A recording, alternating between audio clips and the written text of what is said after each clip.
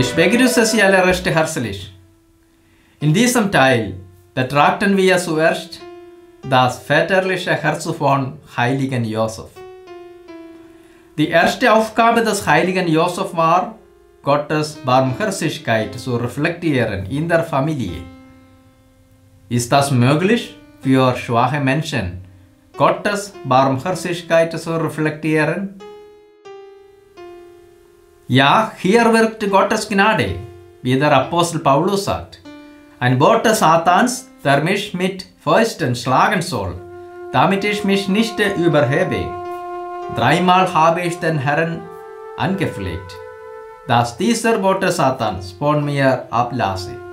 Er aber antwortete mir, meine Gnade genügt. Wenn dies die Perspektive der Heilsökonomie ist, müssen wir lernen, unsere Schwachheit mit tiefem Erbarmen anzunehmen. Der Böse lässt uns verächtlich auf unsere Schwachheit blicken, während der Heilige Geist sie voll Erbarmen an das Tageslicht bringt.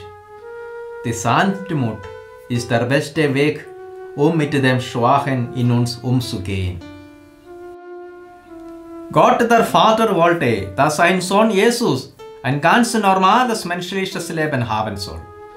Josef erlebte mit, wie Jesus heranwuchs und Tag für Tag an Weisheit zunahm und bei Gott und den Menschen Gefallen fand. Eine der sehr wichtigen Rollen des Josef war, Gottes Herz Jesus erfahren zu lassen. Jesus erlebte an Josef Gottes Barmherzigkeit. Sicher würde Josef in der Synagoge während der Lesung und des Psalmgebetes wiederholt gehört haben, dass der Gott Israels ein barmherziger Gott ist.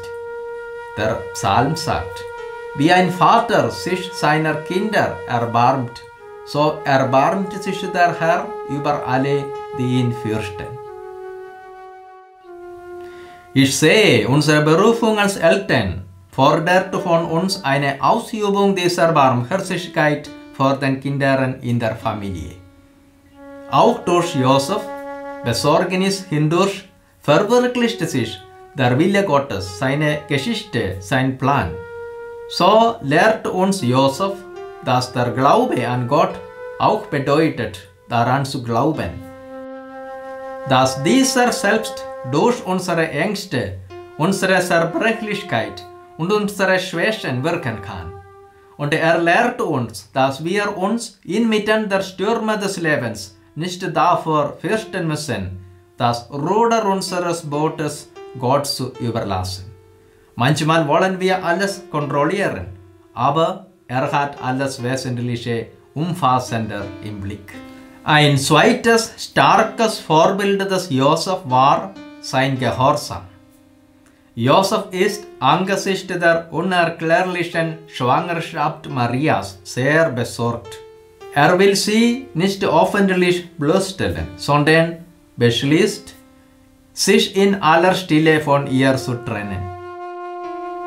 Im ersten Traum hilft ihm der Engel, einen Ausweg aus seinem ernsten Dilemma zu finden. Unverzüglich erfolgte seine Antwort.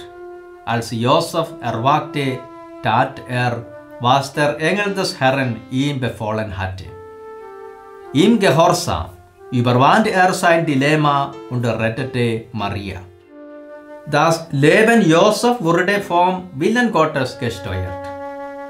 Alles war unklar für ihn. Josef erwartete eine bessere Unterkunft für Gottes Sohn.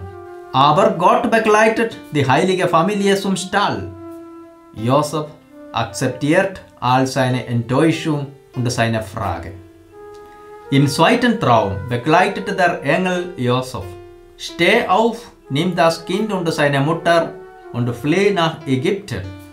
Dort bleibe, bis ich dir etwas anderes auftrage.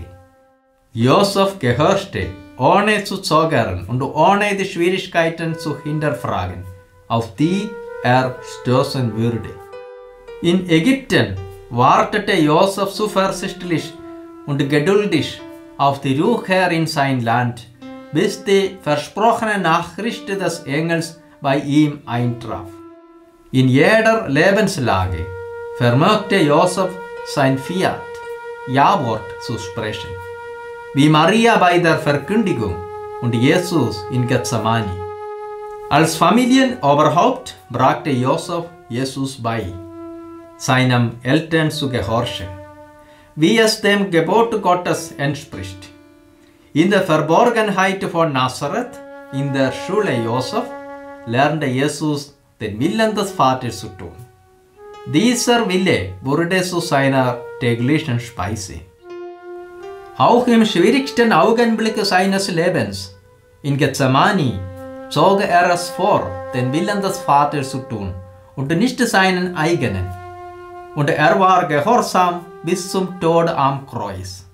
Aus diesem Grund kommt der Verfasser des Hebräerbriefes zu dem Schluss, dass Jesus durch das, was er gelitten hat, den Gehorsam gelernt hat. All diese Ereignisse zeigen, Josef war von Gott dazu berufen, durch die Ausübung seiner Vaterschaft unmittelbar der Person und Sendung Jesu zu dienen.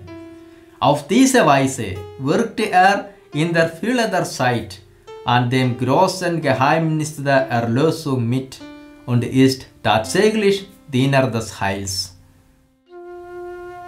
Der heilige Josef möge jedem und jeder von uns helfen, entsprechend unserer Berufung, Gottes Barmherzigkeit und Gehorsam zum Willen Gottes im eigenen Leben zu bezeugen. Im nächsten Teil betrachten wir, wie der heilige Josef alles im Leben mutig annimmt, durch die Kraft des Glaubens und durch großes Vertrauen. Diese Annahme war eine Versöhnung mit seiner Enttäuschung. Ich wünsche euch alle eine gesegnete Zeit.